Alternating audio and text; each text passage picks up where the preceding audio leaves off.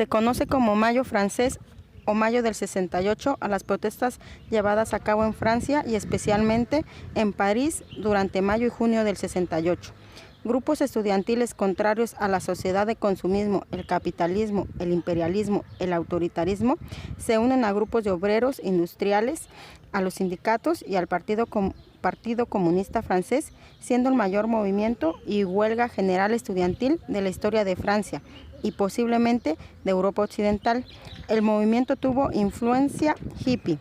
El gobierno de Charles de Gaulle no había previsto tal magnitud y temió una insurrección revolucionaria.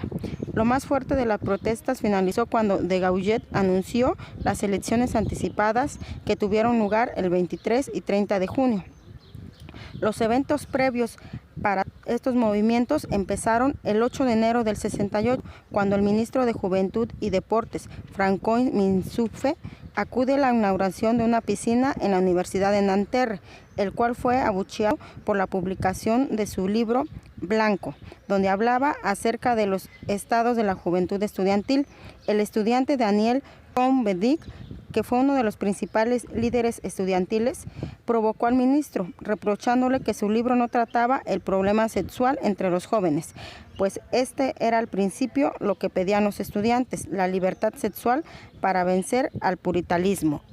Un mes después, el 22 de marzo del 68, un grupo de estudiantes se encierra en la Universidad de Nanterre en protesta por las normativas internas del centro, desocupando las instalaciones tras algunas negociaciones y la aparición de la policía.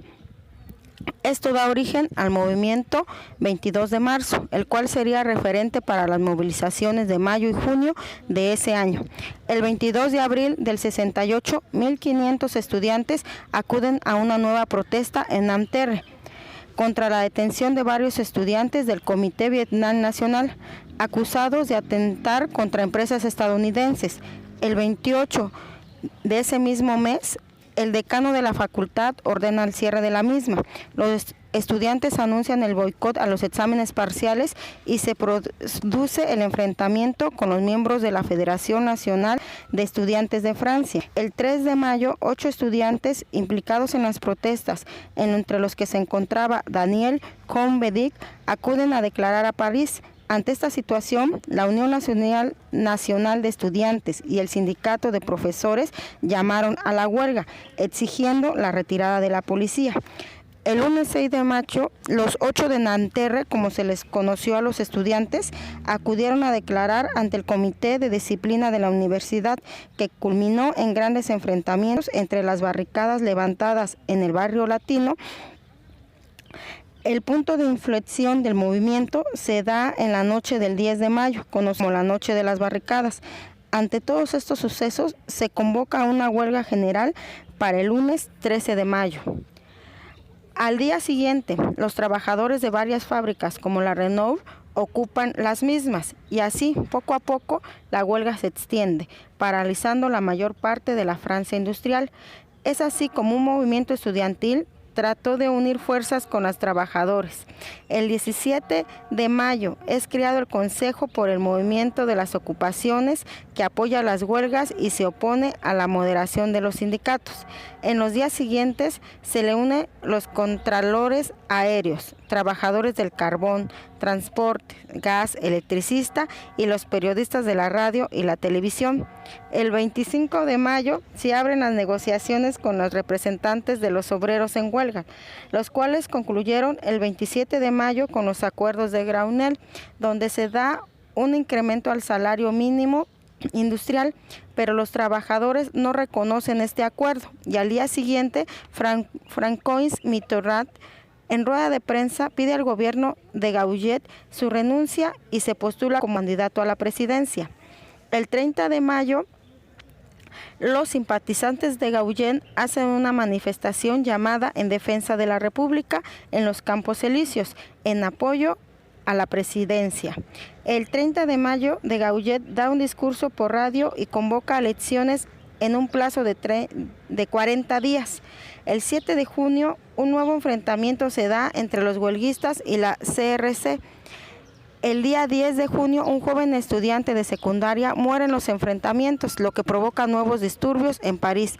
El 12 de junio, de Gaulle decreta la ilegalización de los grupos de extrema izquierda y prohíbe las manifestaciones durante 18 meses. Después de un violento junio, la totalidad de los centros de trabajo vuelven a la normalidad, bien por acuerdos o bien por la intervención policial. Los días 23 y 30 de junio se celebrarían las elecciones legislativas de las que los gaullets salen bien fortalecidos. Tras las elecciones, el gobierno reconoció la necesidad de emprender políticas de reformas profundas para hacer frente al malestar social. Después de todos estos sucesos, en abril del 69, de Gaulle convoca un plebiscito, el cual pierde, lo que marca su retirada del escenario político, el fin de la generación de líderes políticos que habían dirigido Europa Occidental desde el final de la Segunda Guerra Mundial. El 22 de julio de 1968, un juego de fútbol americano entre la vocacional del Politécnico y la preparatoria de la UNAM culminó en una batalla campal entre estudiantes de ambas escuelas. El cuerpo policíaco de granaderos son quienes disuelven la turba, deteniendo a varios estudiantes e incursionando dentro de las instalaciones de dicha vocacional. El 30 de julio, el rector de la UNAM, en Ciudad Universitaria, condenaría públicamente los hechos, izando la bandera a media asta. Con un emotivo discurso se pronunciaría a favor de la autonomía universitaria y exigiría la libertad de los presos políticos, refiriéndose a los estudiantes detenidos de la Prepa 1. Ese mismo día encabezaría la marcha por la Avenida de los Insurgentes, donde surgió un lema muy común utilizado por el movimiento estudiantil: Únete, pueblo. El 26 de agosto, una multitudinaria marcha se dirigió al Zócalo capitalino. Fue la primera ocasión que se insulta públicamente al presidente del país, Gustavo Díaz Ordaz. Al finalizar la manifestación, uno de sus líderes se pronuncia a favor de quedarse a esperar una respuesta del gobierno, a escasos días del informe presidencial. La madrugada del 28 de agosto se abren las puertas del Palacio Nacional, en donde salieron tanques del ejército para dispersar a los manifestantes. El 13 de septiembre tiene lugar la Marcha del Silencio, donde los manifestantes marcharon con pañuelos en la boca. Cientos de miles de personas volvieron a salir a las calles para expresar que el silencio sería más elocuente que las palabras que acallaron las bayonetas, según señalaba un volante que repartieron los integrantes del CNH ese día. La marcha partió una vez más del Museo Nacional de Antropología a la Plaza de la Constitución. Aún estaba fresco el recuerdo de tanques ligeros y soldados que a bayoneta calada desalojaron de 3.000 estudiantes del Zócalo y de la zona aledaña a Palacio Nacional. La madrugada del 28 de agosto, durante el recorrido, los estudiantes repartieron un volante en el que se leía: Pueblo mexicano, puedes ver que no somos unos vándalos, ni unos rebeldes sin causa. Como se nos ha tachado, puedes darte cuenta de nuestro silencio, un silencio impresionante, un silencio conmovedor, un silencio que expresa nuestro sentimiento y a la vez nuestra indignación. 2 de octubre de 1968, Tlatelolco, Ciudad de México. La tarde del 2 de octubre, un día después de la salida del ejército de los campus de la UNAM y el Instituto Politécnico Nacional, miles de personas se reunieron en la Plaza de las Tres Culturas en Tlatelolco. Mientras tanto, el ejército vigilaba, como en todas las manifestaciones anteriores, que no hubiera disturbios, principalmente porque el gobierno tenía temor de que fuera asaltada la torre de la Secretaría de Relaciones Exteriores. Por su parte, miembros del Batallón Olimpia, cuyos integrantes iban vestidos de civiles, con un pañuelo guante blanco en la mano izquierda, se infiltraban en las manifestaciones hasta llegar al edificio Chihuahua, donde se encontraban los oradores del movimiento y varios periodistas.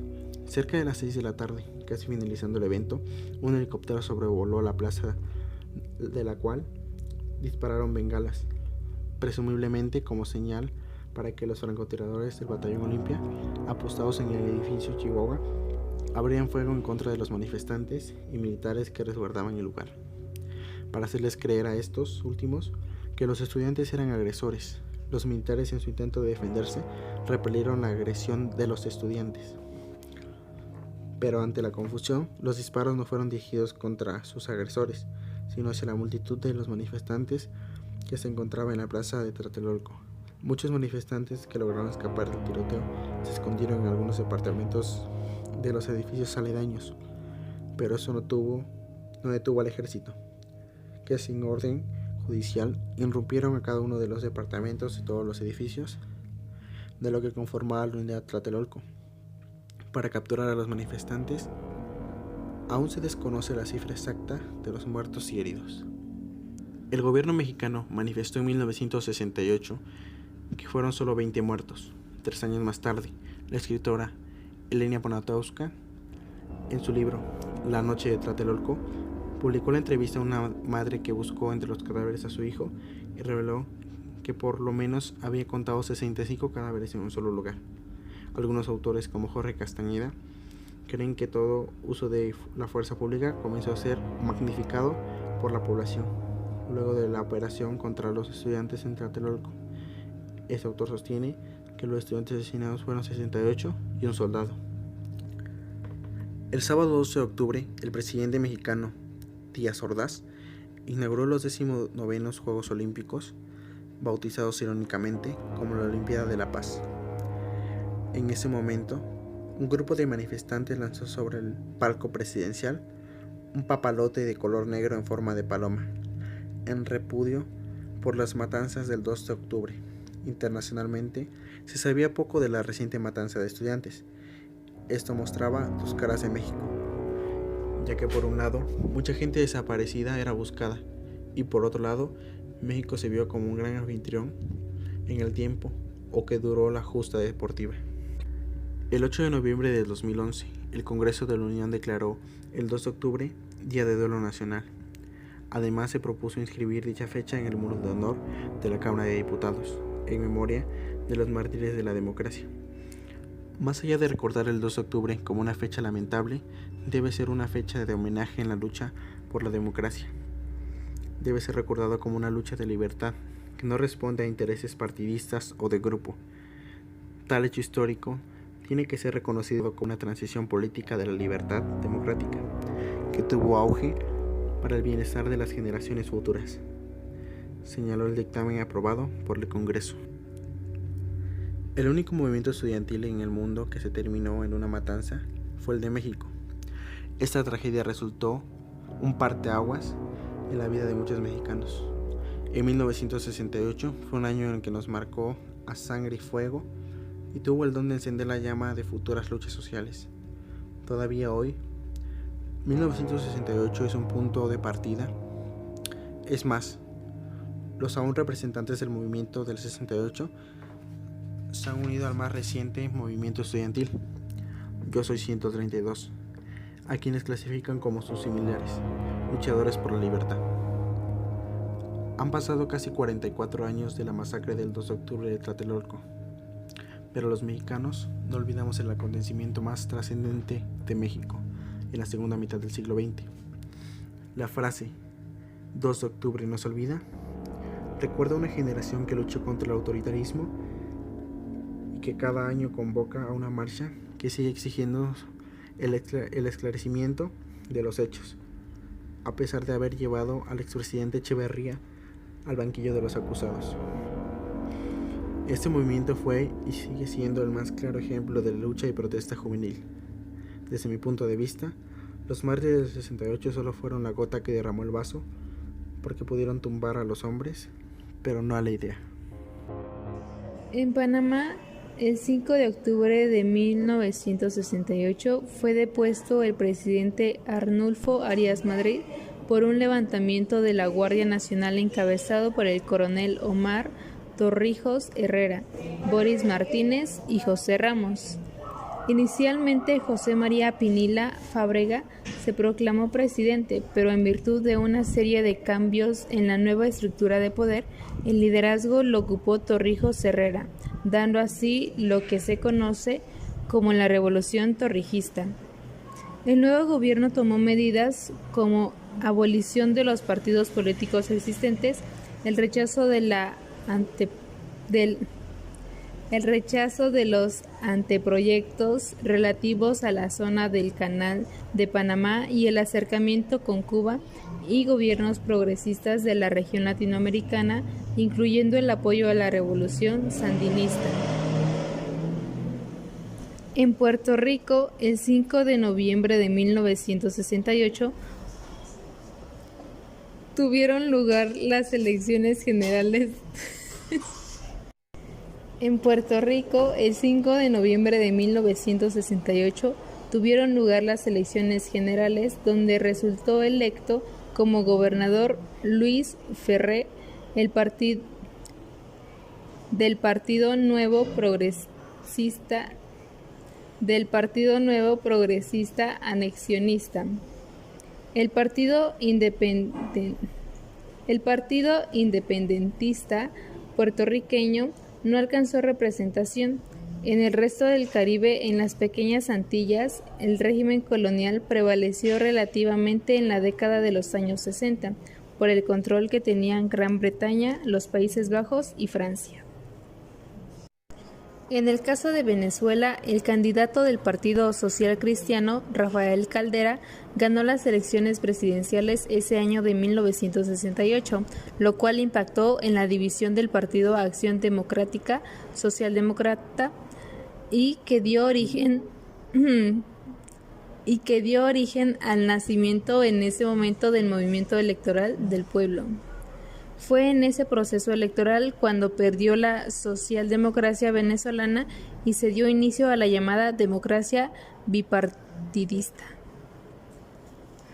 En Colombia se presentaba un panorama de gran desigualdad social, donde 100 niños morían diariamente por falta de alimentos. La acumulación de la tierra cultivable 70% estaba en manos de 2% de la población, mientras que la mayoría de la población, 74%, poseía únicamente 4% de las tierras. En Perú se inicia un movimiento reformista encabezado por el sector modernizador y nacionalista de las Fuerzas Armadas Nacionales.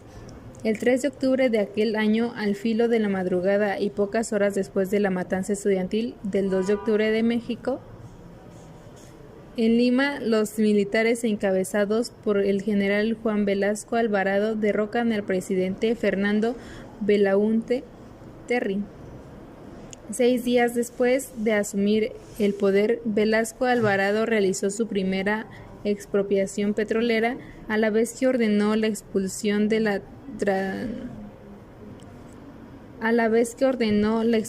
la transnacional International Petroleum Company. En Brasil, en el año de 1968, bajo el poder de la dictadura militar, se gestó así un régimen de gobierno. Es una época en que buena parte de los cuadros de la izquierda se vuelca a la lucha armada como una opción para terminar con la dictadura. En ese contexto, el movimiento estudiantil que se desarrolló específicamente en la Universidad Estatal de Río de Janeiro,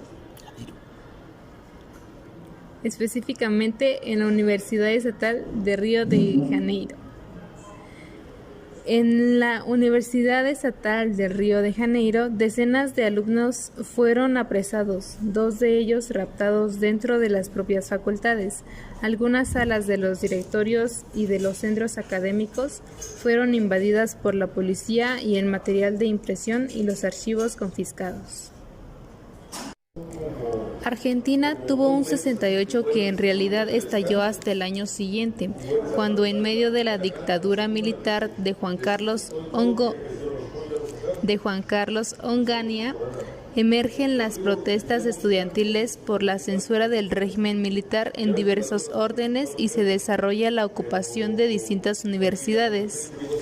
Durante la jornada conmemorativa de aquel suceso ocurrido en Córdoba, el régimen militar ejerce una fuerte represión.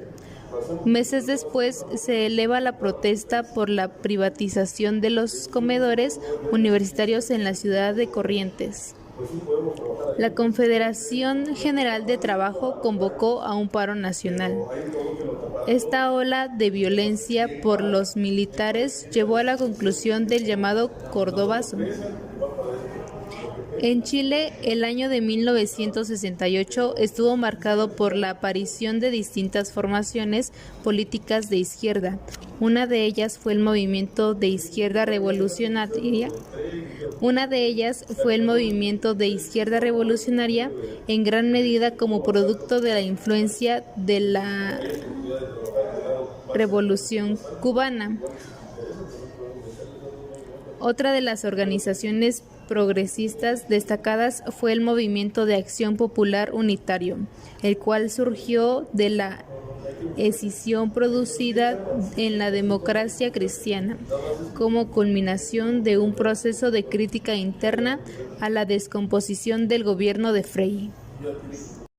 En América Latina y el Caribe, el año de 1968 atestiguó una serie de acontecimientos que impactaron de manera extraordinaria el curso de la historia regional de aquel año.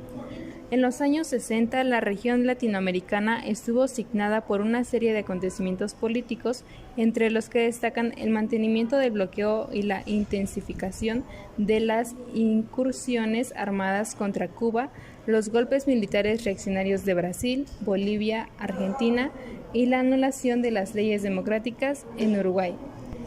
Los brotes guerrilleros más importantes de los años 60 se produjeron en Venezuela, Guatemala, Colombia, Perú y Bolivia. La región de América Latina y el Caribe se vio orientada por una serie de acontecimientos que fueron surgiendo a lo largo de 1968. En el caso de Guatemala se produjo un